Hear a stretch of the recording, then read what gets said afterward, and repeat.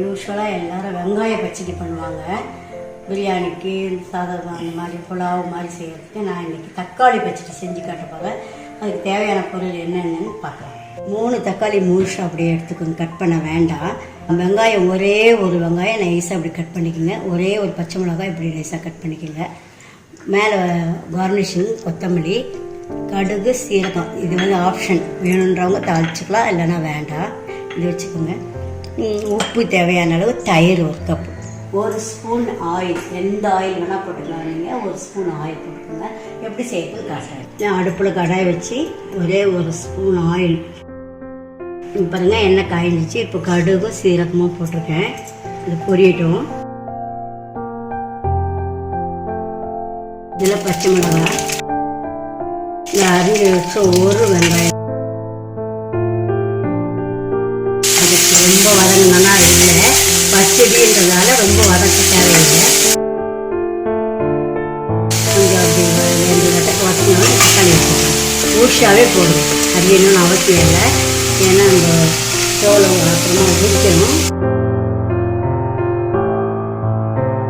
தேவையான அளவு உப்பு போட்டுக்கலாம். ஒரு 1/2 ஸ்பூன் போடுறேன். உப்பு போட்டு நல்லா வதக்கிடுங்க. லேசாக தண்ணி தெளிச்சுட்டு போட்டு மூடிடுங்க. தக்காளி வேகட்டும். நல்லா வெந்து தக்காளி வெடிச்சிருச்சு. அப்போ அது பச்சை ரசங்களும் போயிடும். இதோடு ஆஃப் பண்ணிடலாம். இந்த ஆறட்டும். பாருங்கள், தக்காளி இப்போ நம்ம வதக்கி தண்ணி ஊற்றி மூடி போட்டு வேக வச்சிடலாம். 5 நிமிஷம் வெந்த பிறகு இந்த மாதிரி தக்காளி தோல் தனியாக வந்துடும். அப்படி எடுத்திங்கன்னா அந்த மாதிரி எடுத்துட்டு இது நல்லா மசிச்சிருக்கோம்.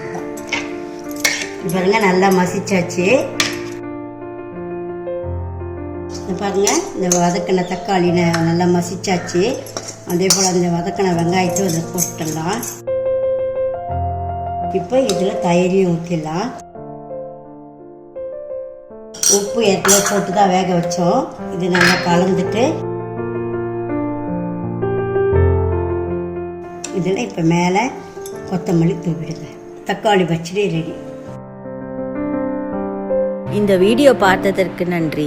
இந்த ரெசிபி உங்களுக்கு பிடிச்சிருந்தா லைக் பண்ணுங்கள், ஷேர் பண்ணுங்கள்.